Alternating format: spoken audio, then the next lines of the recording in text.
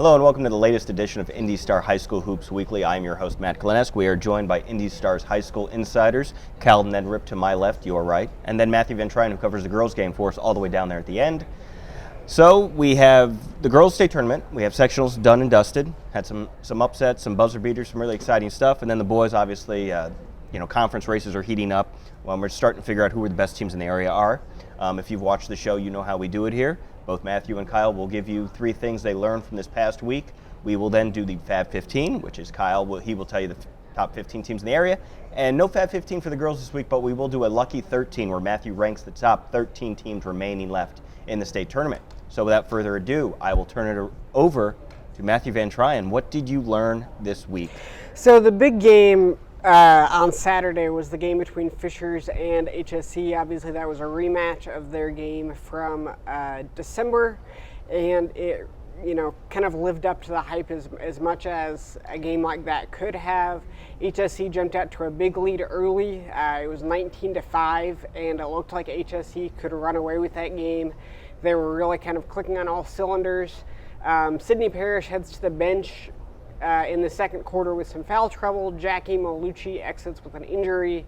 The HSC offense kind of stalls a little bit, allowing Fishers to kind of stick around. And Fishers they'd been down to HSC before. They were down by 8 points the first time they met, and that was in the fourth quarter. So the Fishers coach said, we've been here before. This isn't really a problem. And then they just kind of took over in the second half. The story of the second half was Tamia Perryman. Before the game, the coach had called her into her office and said, hey, we need you to be more aggressive. We need you to shoot more. She hadn't really been shooting the past couple of games. And in the fourth quarter, she hit 4 3-pointers, scored 14 points. And Fishers ends up going on to win that game and advances to the regional. That was a performance by Perryman that anybody who was there is not going to forget for a long time. Even HSC coach Chris Heppenthal said, he just kind of had to smile when that fourth 3-pointer went in because, he said, we know she could hit those shots, but we didn't know that she was going to hit 4 of them. And so that was just kind of the story of that game. The other big game, LN and North Central. That was also a rematch of these two teams had met 2 previous times. LN had won both of those games. This was another fantastic game. LN had kind of been sputtering offensively in the past couple of weeks, and North Central had kind of been inconsistent, but both of them probably had the best game of their respective seasons. And it just came down to some plays that Lawrence North made late. Their seniors really took over this game. They had 5 seniors play and score combined 44 points. Christian Young kind of had the big play late. She, with less than 10 seconds left, took the ball the length of the floor, scored a layup, got an and one, and that was kind of the game-winning play there. Meg Newman also had a fantastic game, by far the best game that I have seen her play this season. She scored 23 points. Unfortunately for her, it came in a losing effort, but that was just a huge performance for her and maybe a precursor for what we're going to see from her during her senior season. And then there were some surprises in terms of sectional champions. Franklin Central, who was 2-20 a year ago, is a sectional champion. Rachel Luby has just been absolutely fantastic here the past couple of weeks and really carrying them. Even more so than usual, they're down a couple of starters, and she's just really stepped up in a big way. New Palestine knocked off Mount Vernon in the sectional opener. Mount Vernon came into that game with 1 loss. Freshman Isabella Gizzi had a huge game in the opener.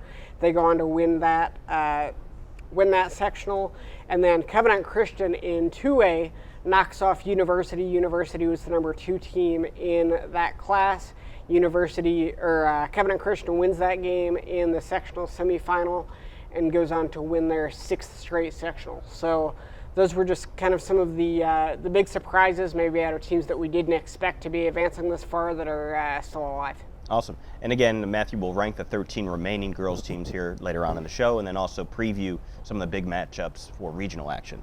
Kyle, the floor is yours. Thank you.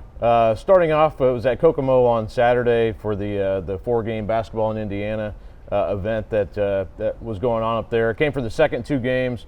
Caught the Christmas Addicts Blackhawk Christian game. Addicts won that one 71-57. And I thought a good test for Addicts going against Caleb First, Zane Burke. 2 really good players. We know First, he's had Roy Williams was up there recently, Archie Miller, Matt Painter, Tom Izzo. Up in Fort Wayne to watch him. He's only a junior, so the recruiting stuff will really kind of ramp up, kind of like we talked with Trey Kaufman last week after the season's over into the spring and summer.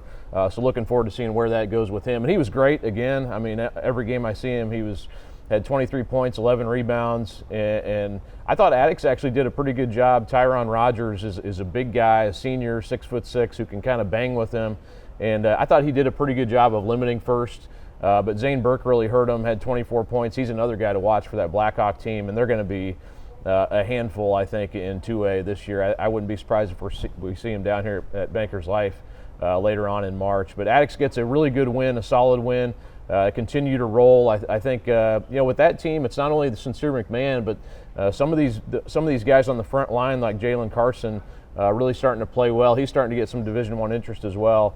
So a good win for Addicts. And then the second game that I saw, the 4th game of the day, Fishers 45-40 over Westfield. And 2 teams that are young, but I thought Justin Long for Fishers came in averaging 5.5 points a game, goes for 20, and he goes on a personal 8-0 run when they're down by 5 points in the 4th quarter. And it was fun talking to him after the game. He's not a guy who he's more of kind of a do-whatever utility type guy. So at career high 20. Matt Moore from Fishers, their coach, said that he took him to Chick-fil-A this week, and he's probably going to do it again this week and keep that tradition going. Whatever's in the just not on Sundays. Yeah, whatever's in the Chick-fil-A, it seems to be working for Justin Long. So really good game, good win for Fishers. They needed that. They lost 5 out of 6. Westfield, a really good team. Braden Smith, if you haven't, I think we've talked about him on this show before, but a sophomore who reminds you a little bit of kind of like a Luke Brown type of player, very creative offensively. He's going to be so fun to watch. This is a team that's really young, and I think they're starting to, hit the grind a little bit right now. And it's been a tough road here the second half of the season, but still a very good team. That team is very young as well. 3 sophomores who lead them. So that was a good day in Kokomo. See those 2 games, and then talking about our second thing was the Lawrence North Carmel game on Thursday night, 39-37. Very much of a grinder of a game. Lawrence North seemed content to kind of play more of a slower style against Carmel, and kind of fed into Carmel's hands a little bit. But Lawrence North comes away a 39-37 winner. The strange part of this game, I thought, something I'd never really seen before, 5.9 seconds left in the game. Carmel throws an inbounds pass down by 1, and the clock doesn't start. And Pete Suter ended up with a pretty good shot and missed it off the back of the rim. And it ends up the referees huddle. They give the ball back to Lawrence North with 1.9 seconds left. Lawrence North inbounds the ball, and basically the game's over at that point. I guess my question would have been, what happens if Suter makes that shot? Do you replay the 5.9? Do you give him the shot and Lawrence North gets the ball back? It was kind of one of those things that I'd never seen happen. You think back to the Olympics, what was that in 1972? Yeah, of course, the 1972 Olympics. Yeah, absolutely. Oh, I actually do know what you're talking about. The USSR? Yeah. Okay. But that was the only thing I could think of that was somewhat reminiscent of that on a much smaller scale, obviously. But just an odd... Indiana basketball is smaller scale than the Olympics? Yeah, come on now. A good win for Lawrence North nonetheless, I thought, in a tough...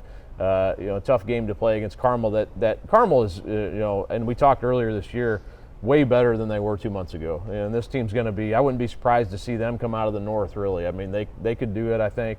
But there's some other teams, and we'll talk about a couple of them later in the Fab 15 that could give them some trouble. But the third thing I would say is I touched on this in the 5 things we learned. There's a youth facility in Colorado that is not going to allow post-game handshakes anymore. And it's something I see on Twitter now and then, like, why are we doing these post-game handshakes in college basketball or high school basketball? it only leads to bad feelings, or it could end up in somebody throwing a punch or something like that. So I kind of raised that question. How many times do we see people throw punches in these things? I don't think it happens. Okay, I think if you're throwing punches in a youth game, I see more hugs than anything else in these lines. And so I can see maybe doing they're doing a pregame handshake instead of a postgame. When things aren't so heated. Yeah, because that works in football before the games when they're all dancing on the mascot or on the center field and fighting each other. That's true. I mean, come on now. But I would say if you're throwing punches in a youth game, you have probably bigger problems than a postgame handshake. But it's something that I don't know if we'll see this more. I'm kind of curious what people think. So tweet at me, let me know what you think of that. I don't think it's anything that'll happen here anytime soon, but kind of one of those stories that kind of makes you scratch your head a little bit and maybe wonder what could come of that. All right. Well, I won't shake your hand, but I will throw it away to the Fab 15 right here. Kyle's updated Fab 15, the big reveal. Kyle, explain your picks. Yeah, so I touched on a team that could give Carmel trouble in the sectional. I think Hamilton Southeastern, very quietly, has won 9 games in a row. And how many teams have a 7-footer? And he's playing his best basketball, I think, of his career right now. And that's Maber Majak. Exactly, and he'll be in our top performers this week. But he's really playing well. Very veteran team. If you have a veteran team this year, you're unusual. And I think Hamilton Southeastern is one of those teams. When you look down the list, all these teams are so young. That's a team that quietly has kind of risen up in our Fab 15 rankings all season and playing their best basketball right now. And they play Carmel on Friday night. So a big opportunity for them, kind of see where they're at. And I think that's a team, they kind of don't want anybody talking about them, talking about how good they're doing. But we're going to go ahead and mention them here because they are playing really well, and I think that's a team that could cause some damage in March. So we'll start with that one. Then looking down on the list a little bit, number 10 North Central got beat by Lawrence Central on Thursday night, but it was a 2-point game. Leland Walker had another huge game, and really took that game over in the fourth quarter. And scored 15 points in a 4-minute span to kind of get them back into it. Barely missed a long 3-pointer at the buzzer. And then so I think North Central is going to be, they're another team that's kind of trending in the right direction now. And then looking down, number 14 again, talking about those teams in that sectional with HSE and Carmel. I think Fisher's probably too low on this list. I probably should have had them a couple notches higher, but they had lost 5 out of 6 going into that game up in Kokomo. So I think they're a team that probably deserves to be a little bit higher than what I put them this week, but nobody ahead of them lost. So I kind of left them at number 14 where I had them last week. But the Tigers, I think, another team that has some veteran presence, like I mentioned with Justin Long, but a team that's still very young, and I think Matt Moore's building a pretty special thing there at Fishers. The best dressed coach in the area, as you tweeted out. Yeah, he always looks like he's about to head to be a groomsman in a wedding, is That's sharp. Yeah, that's sharply dressed. All right, Matthew, there are 13 area teams left in the girls' tournament. Rank them for us. So I think that you have to put Fishers up there at the top, even over Lawrence North. They beat Lawrence North pretty handily during the regular season. And what they've done this year is just so impressive. I know that we've talked about that a lot, but in the insider that I wrote after the sectional title win over HSE, I said that I think a lot of people have kind of expected Fishers to be this, this house of cards that, at some point is just going to topple over, and that they just keep winning, and clearly they're not fazed by adversity. Obviously, they're going to have to bring their best game and then some against Northwestern in the regional opener, which we'll talk about here in a little bit, but they've just been incredibly impressive this year. Going down there to number 6 with Ben Davis. They're a team that has really just kind of had an up and down year. Kara Goss described it as a roller coaster ride. They came into the tournament kind of, still trying to find their way, and yet they beat Roncalli in the sectional semifinal. They went on a buzzer beater by Natalie Howard, and then they beat Decatur Central in the sectional title game to win that sectional. They've, kind of had to struggle to find consistency. Sherelle Newsom was a player that was kind of expected to be big for them this year. She only played 2 games and then was out with a knee injury for the rest of the year. Kara Goss has really kind of had to step up and carry the load, and it's been a challenge at times for her to find players around her that can kind of be a supporting cast. but they're winning at the right time. At this point, they've won 5 out of 6, and they're still alive. Obviously, they play Lawrence North in the regional on Saturday, and that'll be a tough test, but they're one of those teams that, if they're getting hot at the right time, then maybe that's a good step in the right direction for them. And then Heritage Christian, it took 4 overtimes for them to beat Bishop Chatard in the sectional title game. On Saturday, I have them down there at number 9. They're another team that's kind of flown under the radar this year in 3A. This is their first year in 3A in a while after moving down from 4A the past couple of seasons. Ari Wiggins was kind of the story of that game against Chatard. She had 22 points. She's kind of the focal point for them offensively, but they have a couple other players that can step up at any given time. And so they're a team that, again, is going to have a tough test next weekend, but at this point, pretty much every team is kind of up against it, when you get down to this few teams in the tournament. But they're certainly one that was impressive over the weekend and is one to keep an eye on. Great. Well, I'll let you wrap up this week's show with telling us what we can expect this Saturday with girls regionals. Yeah, it's a really interesting weekend just because there are so many kind of top build pairings when you look at the teams that are still alive. In 4A, kind of the big sectional to keep an eye on is Marion. You've got Fishers taking on Northwestern. You've got Homestead taking on Carroll. In that regional, you have 3 of the top 4 teams in 4A. And so that's just really kind of a juggernaut. Obviously, Northwestern and Homestead are, the top 2 teams of the state and probably the favorites there. But Fishers is certainly a team to keep an eye on. And then locally, the Decatur Central Regional, you've got Ben Davis taking on Lawrence North, and you've got New Palestine taking on Brownsburg. Brownsburg is a team that we haven't really touched on yet, but they're kind of consistent and methodical in what they do, and they just have a lot of options offensively, and they're really sound defensively. So they're a team that can certainly make some noise in that regional. In 3A, the Greencastle Regional, you've got Ritter taking on Brownstown Central and Heritage Christian taking on Danville. You would have to figure that Brownstown Central and Danville are the favorites in that regional to meet in the regional title game. Danville just kind of keeps winning. Obviously, anytime you have Ella Collier on your team, that makes a big difference, but they have some other pieces around her too that are really kind of supplementing them.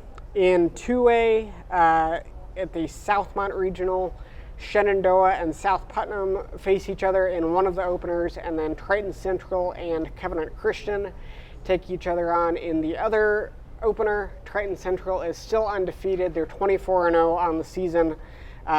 They're still just demolishing the teams that they play, and so you'd figure that they're the favorite there.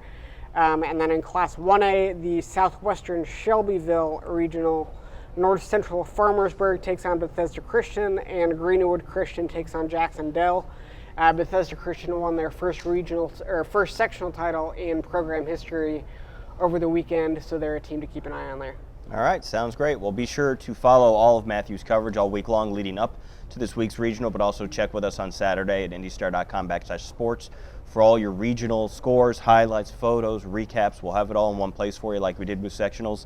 And then, of course, Kyle will be out all week doing what Kyle does, spinning gold. All right,